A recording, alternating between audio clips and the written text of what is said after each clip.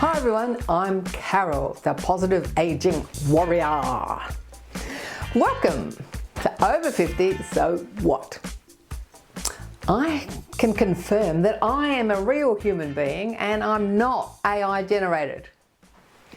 AI and digital technology can be a little daunting for some of us over 50.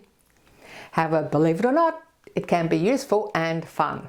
There's free courses in person and online to help us. Today we chat to Natika from the Australian Seniors Computer Clubs Association. Now, if you've been watching these shows for a few weeks but haven't quite joined in with the fun 5-minute fitness, today is the day, even if you do it from your chair. Do you like painting? Or do you prefer to admire other people's works of art?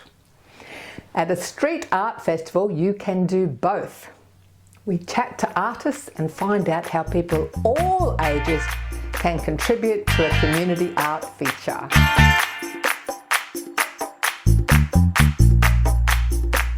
We live in a digital world. Gone are the days where you could just walk up to the local bank, you could talk to the teller, you could get your bills in the mailbox. Or gone are the days where you could even pick up the phone and talk to a person about a product or service. These days, all these things are done online. And you may have heard of the digital divide.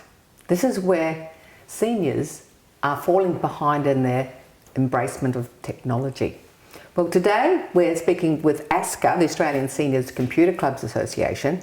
They're on a mission to close the digital divide. And we're speaking with Tick. Hi Carol, how are you going?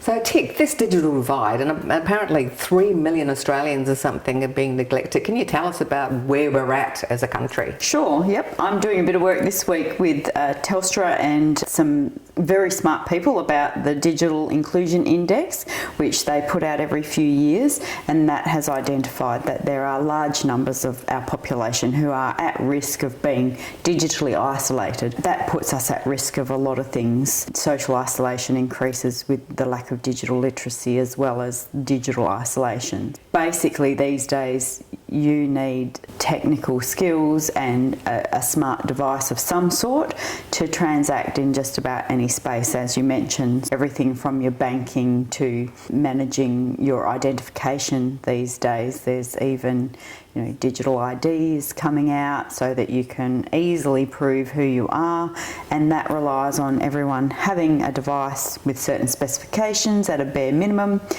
There are things in the Digital Inclusion Index like affordability, because if you don't have the financial capacity to have a smartphone that's up to date and safe, etc., how do you even exist in the world these days? So what are you doing to close that divide? So our member clubs are out there working in their communities and supporting seniors in a whole range of bits and pieces.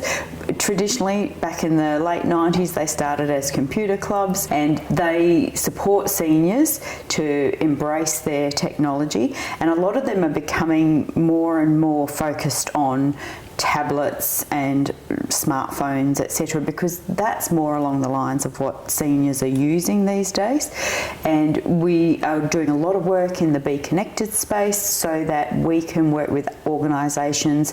Our focus this year is in regional and remote WA and the Northern Territory, and my role in that project is finding and training and supporting digital mentors to then go out and work with within their community. So we work with a lot of libraries, community-based resource centres, neighbourhood centres. We worked with an organisation in Darwin most recently called The Array. So their focus is young people, and so their objective is to train up a number of younger people so that they can be better placed to support either family or other community members to embrace technology and do it confidently and safely. If someone's watching today, if they have a club or an organisation and they think, oh, I wouldn't mind getting someone to train our people or to bring them up to speed with the latest technology or to help them with digital technology, what should that club or that organisation do?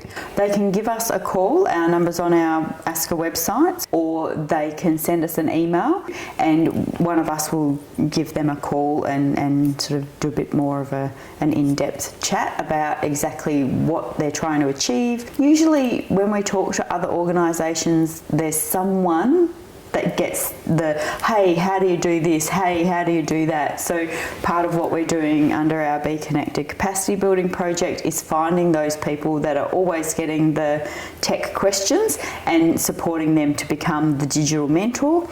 Ideally, as a digital mentor, you want to do yourself out of a job. We love working with other organisations so that they can create those safe spaces for people to come to, and they can talk tech, they can create that supportive peer-to-peer type network, and yeah, we'd love to have them on board with ASCCA. So you basically talk to the organisation and then you go and train a digital mentor for them specifically? Yes, we do. Yep. So if they've got somebody in their organisation that wants to undertake this training, it's all free under our grant program. They spend a day with me and a bunch of other people, and we talk about what it is to be a digital mentor, what are the behaviours we need to exhibit. So obviously some of those behaviours are being encouraging and being supportive, and how we sort of encourage those that are a little bit resistant into using and embracing technology. So with the training program, you're saying it's only a day program? Yeah, it's a full day, and then there's follow-up support via video. Yeah. So there might be some tech people just watching too that not even have a club or an organisation, but they sort of feel, I'd like to help the community with this. Absolutely. They can contact you as well? They absolutely can, yes. So lead digital mentor, that's what TIC is. Yes. What do you do under that title? My biggest role is to train and support the mentors so that they're confident enough to go out and support other people. A lot of people come to me and they say, oh yes, but I'm not a nerd, or I'm not that smart with technology. And my answer to them is that you're probably going to be one of the best mentors, because you know what it's like to not know, and we don't know what we don't know. And it's totally okay to not have all of the answers as the digital mentor, because there's just so many various platforms and devices. So the best thing you can say to your learner is, I don't know, let's go and figure it out. So that you're sort of modelling that behaviour, because that's how it's moving these days. We learnt back in the day by rote. We learnt by repetition if you're a Gen X or a baby boomer. But these days, the tech changes so quickly that you can't rely on that muscle memory all the time. It's who's done an update and they go, that app's changed a colour, or it's changed spot on the screen. It's like, oh. It's about us building that expectation that things aren't going to stay the same, and not to have a meltdown. We can work this out, because we've just got to look for a few of the little keys. So yeah, my role is to support the people that are going to support the end user. Yeah, so closing that digital divide, because things are moving so fast, like we've talked about AI and all that sort of thing. And it's a matter of just embracing it. We are changing. And what the great thing about that is it helps develop new neural pathways in your brain. Yep, lifelong learning, you cannot underestimate how important that is as we age. So it's the use it or lose it theory, and by creating these spaces for people to go meet like-minded people,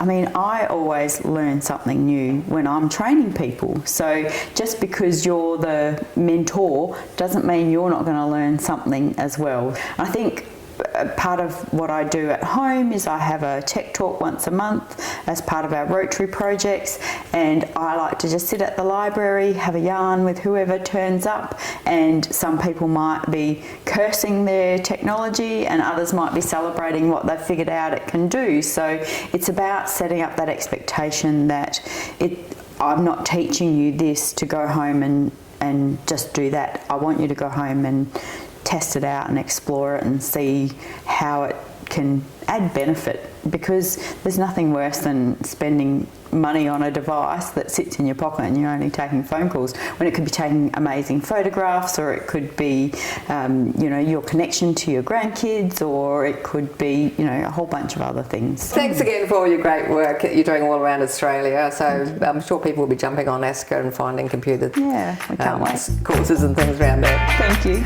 Thank you. Thanks for watching our TV show.